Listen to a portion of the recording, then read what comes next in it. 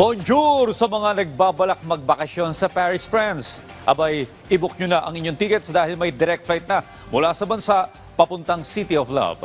Yan ang ulat ni Bernard Ferrer. Inanunsyo ng Department of Transportation ang pagkakaroon ng direct flight mula Manila patungong Paris at vice versa sa pamamagitan ng Air France simula December 8. Naging posible ito dahil sa nakatakdang modernisasyon ng Ninoy Aquino International Airport sa ilalim ng administrasyon ni Pangulong Ferdinand R. Marcos Jr. This is quite an important one.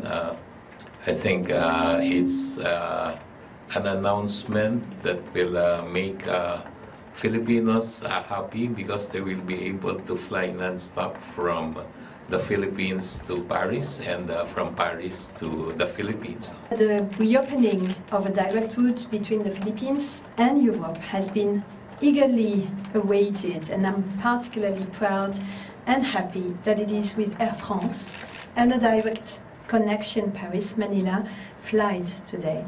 Ito ang unang direct connection sa pagitan ng Pilipinas at Europa mula nang magkaroon ng COVID-19 pandemic. Inaasang mapapalakas ng nasabing direct flight ang turismo at kalakalan ng dalawang bansa. Magbubukas din ang tanggapan ng Air France sa Pilipinas. 3 araw kada linggo ang flight o mula Martes, Huwebes at Linggo kung saan 14 na oras ang itatagal ng biyahe. Sisimulang ibenta ang mga ticket online simula September 10. Gagamitin din ang mga new generation aircraft na ang layunin ay mabawasan ng CO2 emissions.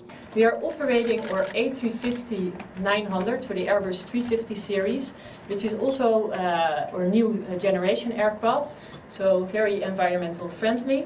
And actually in terms of CO2 emissions is 25% less than the prior aircrafts that we were using. Tiniyak naman ng Transportation Department na nakahanda ang NAIA sa inaasang pagdami ng mga pasahero dahil sa Manila-Paris direct flight. NAIA is very much prepared.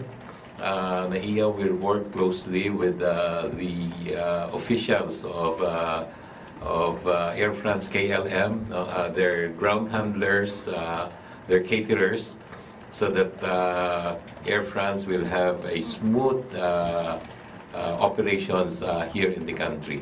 Siniguro rin ng French Embassy na magiging maayos ang visa issuance, pero pinapayuhan nila ang mga Pilipino na planuhin ng maayos ang biyahe papuntang France.